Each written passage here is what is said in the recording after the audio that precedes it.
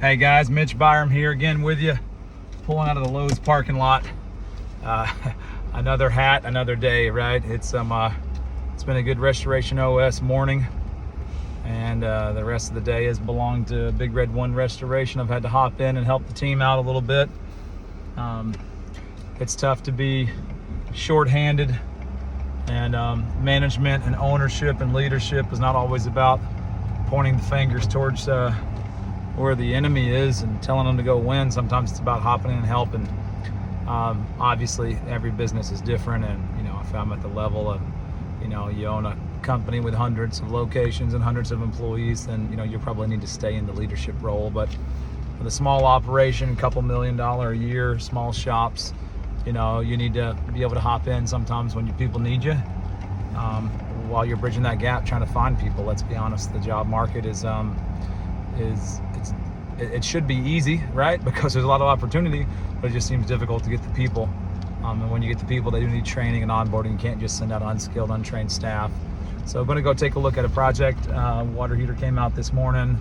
Microbial affected drywall was removed, and paneling's going to go in, and then the water heater's going to be set right after it, and then the air quality sample is going to be taken immediately. So in the morning is water heater removal and removal of structural materials, framing, removal of drywall, cleaning the studs, antimicrobial application. Okay, that all happens one day. Gets it all put back in, gets a good air quality sample. That way the homeowner's not out of the house. Okay, really they wouldn't have to be out of the house. They got bedrooms, but they don't have water. Hot water is a real important thing.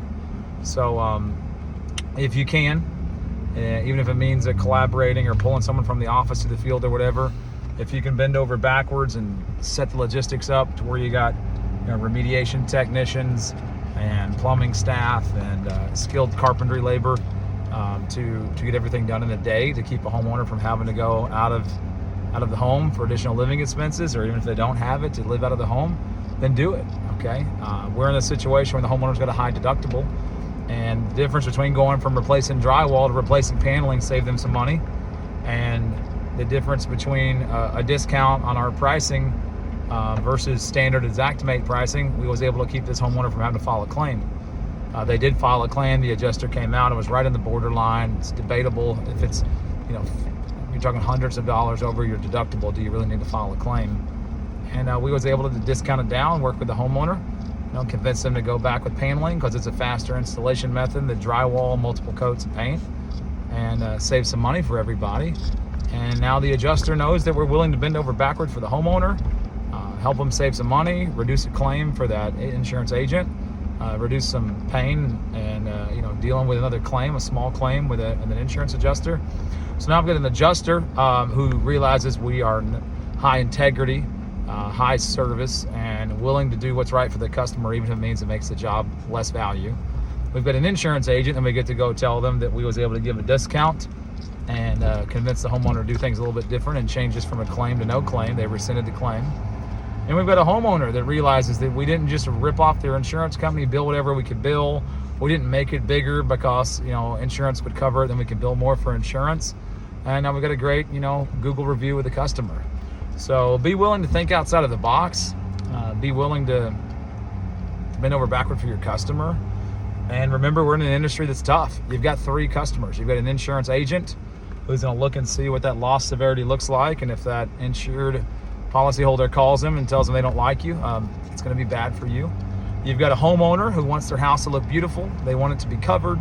They don't want customer service issues. They want you to be on time. They want a good quality product. They don't want to pay their deductible. Sometimes they do, sometimes they don't, right? So you've got this homeowner with their needs and wants. Then you got an insurance adjuster, and he just wants the job to go as fast as possible, as soon as possible. He doesn't want crazy marked up custom price list, 25% over Xactimate. He doesn't want drying for 6 days and billing for 2 DHUs when it should have been 4 days and 1 DHU, right? They just want fair, and they might not, let's be honest, they might not have the skill to know what's fair. But the homeowner also doesn't have the skill to know what's fair, and we find a way to be fair with the homeowner and get them to understand it and communicate it. We don't ever tell the homeowner, well, you're just crazy, Mrs. Homeowner. You're not ICRC certified, are you? How can you tell me if my bill's overpriced? Or you're not even certified, right? This needed 4 air movers, and here's why. You don't do that with the homeowner. You communicate with them daily, and if they don't understand it, you try to find a way to make them understand. You don't insult their intelligence. For some reason, when it gets to the insurance adjuster world, people seem to do that, right? Now, I'm not saying there's no such thing as a bad adjuster. Obviously, there are some adjusters that give you bad advice and try to do things that aren't legitimate. There's also bad homeowners that try to do things illegitimate. And, well, if you tell me you won't charge me my deductible and you get cabinets replaced, I'll give you all the work you want, right? There's bad contractors like, hey, let's just run up the bill and put as many fans and dehues in as we can, and we'll put it for 6 days and we'll knock them down to 5, and really we only drive for 3 or 4, right? So let's not make the human condition an excuse, right? I mean, there's bad people no matter what your job is. Okay. Mickey Lee's a great guy, a trainer in the industry. I respect him a lot. High integrity guy. Was in the field doing all this stuff for a long time before he started volunteering, writing the standards, and now he teaches training courses. And down with Bruce DeLoach, my buddy, head down to Bruce DeLoach Training and Consulting. Check him out down south. And I was sitting in a class. I think I had to for some instructor requirement or something. I had to go to a class and sit through Mickey Lee's commercial drying course, and he said something that I'll always remember. He says that you don't do what's right for the homeowner, you don't do what's right for the contractor, you don't do what's right for the insurance company, you do right by the job. And every job needs certain different things based on the complexities and the categories and the uniqueness of every project, right? Every project's different, every building's different, every job is different. So you gotta go with the facts of the job and then do what's best for that, right? You don't pick a winner. So anyway, I'm rambling at this point. Just wanted to share something with you guys. And I'm on it to try to share more, provide more, give more feedback, and to be a little bit more transparent and open and honest with the journey, right? I'm a restoration contractor. I'm a software provider. I'm a trainer and an educator. There's a lot of mystification of what it is to be a trainer, an industry trainer, or a business owner, or a software provider, right? So sometimes it's getting dirty in the field helping out your team when you're a small shop, right? Sometimes it's up all night with your development team when you got a development team in the U.S. and a development team in Asia and a development team in India. Sometimes it's doing a demo. Sometimes it's doing an ICRC class or an Xactimate class or an ACAC class or a Texas or Florida state licensing class, and it's cool.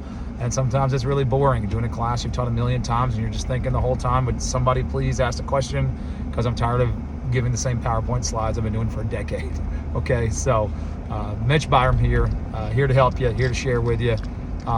Keep on doing what you're doing, guys. It's storm season.